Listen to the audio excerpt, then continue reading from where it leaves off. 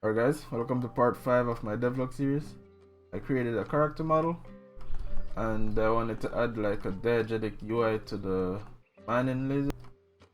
Mining gun I mean. See it there, but I have a problem with it. And I did some more work on my star map. So let's get to it. Okay, so first let's look at the star map.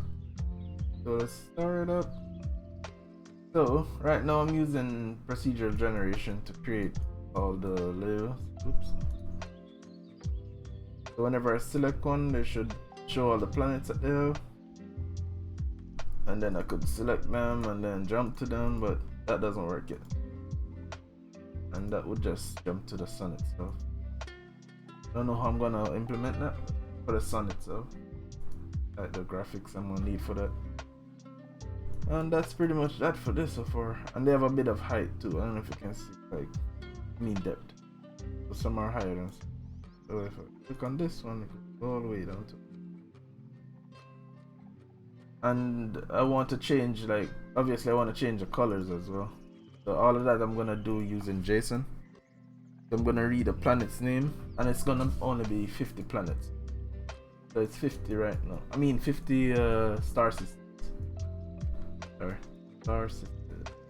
Just noticed something. I'm clicking on things here. Okay, I'll fix that. I know that. And then now let's close that. So on my player, I have a diegetic mining weapon. I mean diegetic UI, but it's kind of buggy. So if I play this scene, it goes to pink, or well, now it just disappears. I had it going to pink before, and I have to like alt tab out to get out of this thing. Let's go to the main scene and game. Got this loading thing here, and there it doesn't show up. I could still go on my ship again. I still need to do work on the ship as well, so go around, and I could still pull up that UI from here and back out. So the idea is whenever you're in the ship and you pull up the UI, you could select where you want to jump to. But the idea is that if you're, say, right on this planet, you can't go any further than this one, or depending on your jump limiter or something I'm gonna add to it. And another thing is, all of these won't be planets. I'll create a mesh for like showing asteroids instead. So let me show you how that looks. The point of interest, this is what it is.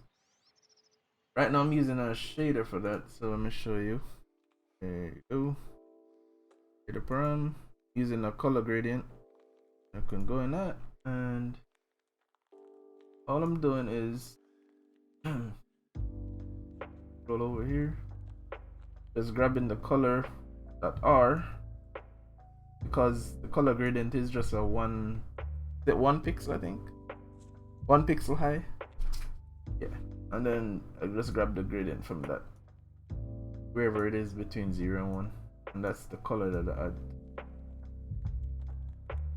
So pretty much higher color is gonna be the highest color on the gradient, lowest color is gonna be the lowest color. And it's the sun I did different. I just have one color.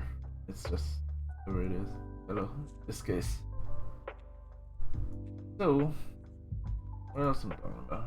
So for the player UI, this thing here, what I have is a viewport, and I am projecting it to a quad mesh on using a viewport material, and it's just, oh, you see it's doing that. No, I don't know what's wrong. Get rid of this, and yeah, so that's all it is. And I'm gonna change the text to be icons instead. So heat, good zone, bad zone, so that's gonna be a red and a green symbol, and the power that you're currently sending to the weapon, setting the weapon.